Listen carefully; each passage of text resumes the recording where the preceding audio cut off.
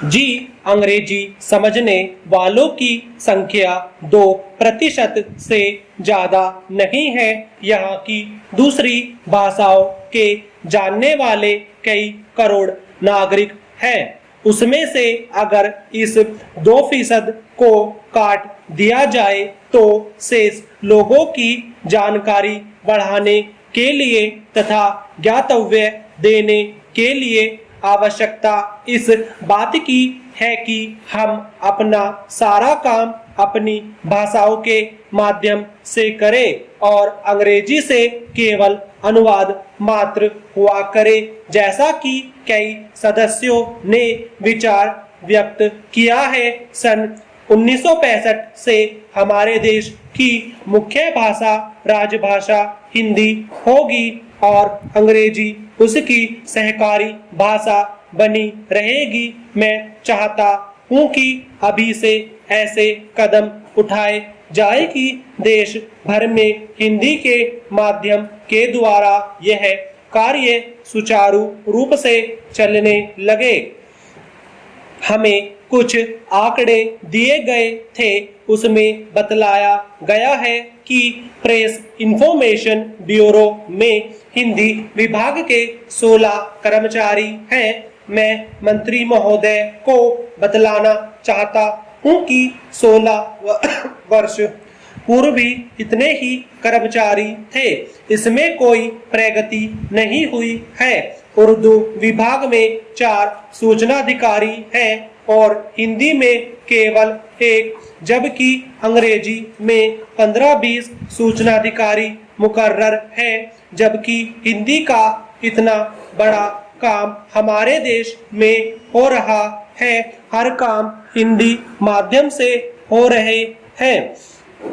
अध्यक्ष महोदय, मैं तो आपको बधाई दूंगा कि आपकी लोकसभा में हिंदी के काम में बहुत उन्नति हो रही है और अगले सत्र से हिंदी और अंग्रेजी दोनों में आप साथ साथ अनुवाद दिलाया करेंगे। अगर इस काम में सूचना मंत्रालय पिछड़ा बना रहे अपनी भाषा संबंधी नीति के संबंध में, तो यह बड़ा असंतोषजनक, आश्चर्यजनक तथा दुखदायी होगा। इसलिए मैं चाहता हूं कि सूचना मंत्री इस प्रतिवेदन पर तो ध्यान दे जिसके लिए वे बधाई के पात्र हैं।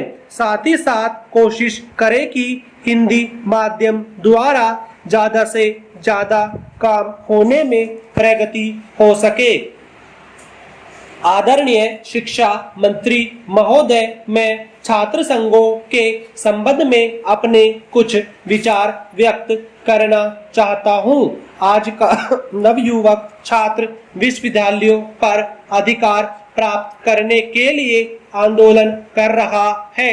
उस समूची शिक्षा पद्धति के ढांचे को बदलने के पक्ष में है और उसकी यह मांग आज की आवश्यकता को देखते हुए समीचीन जान पड़ती है, क्योंकि आज की शिक्षा का जीविका से संबंध छूट सा गया है। छात्र आंदोलन की स्वर्ण जयंती के अवसर पर विश्व क्रांतिकारी कदम उठाया जा सकता है। सारे देश के विश्वविद्यालयों के छात्र संघों को प्रतिवर्ष 1 करोड़ रुपया मनमाने रूप से व्यय करने के लिए मिलता है। यह एक बड़ी धनराशि है।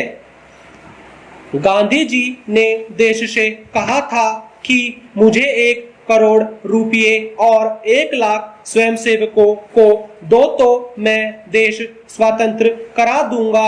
आज के छात्र संघों के पास 1 करोड़ से भी ज्यादा रुपया और 10 लाख से भी अधिक स्वयंसेवक है। युवा छात्रों को अवसर देना चाहिए कि वे ही शिक्षा का नया संविधान तैयार करें, वे ही पदाधिकारियों की नियुक्ति तथा पाठ्यक्रम का निर्माण करें, वे ही पदाधिकारियों की नियुक्ति तथा पाठ्यक्रम का निर्माण करें। इसके लिए छात्र संघ का अधिवेशन बुलाया जाए जिसमें उच्च वर्ग, उच्च मध्य वर्ग, निम्न मध्य वर्ग और निम्न वर्ग के 30 वर्ष से कम आयु के प्रतिनिधि छात्र छात्राओं का उचित प्रतिनिधित्व हो। सब मिलकर संविधान और आचार संहिता तैयार करें। उस संविधान और संहिता के अनुसार शिक्षा प्रदान करने वाले कुछ विश्वविद्यालय उन्हें सौंप दिए जाए और शेष विश्वविद्यालयों के आंदोलनकारी छात्रों को उसी विश्वविद्यालय में भेज दिया जाए। इस प्रकार छात्रों का आंदोलन समाप्त हो जाएगा।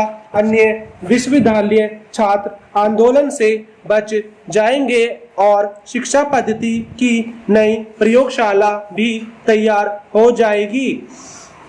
किंतु इस कार्य में कुछ समय लग जाएगा। तब तक आंदोलनकारी छात्रों को नियमों का पालन करना अनिवार्य बना दिया जाए।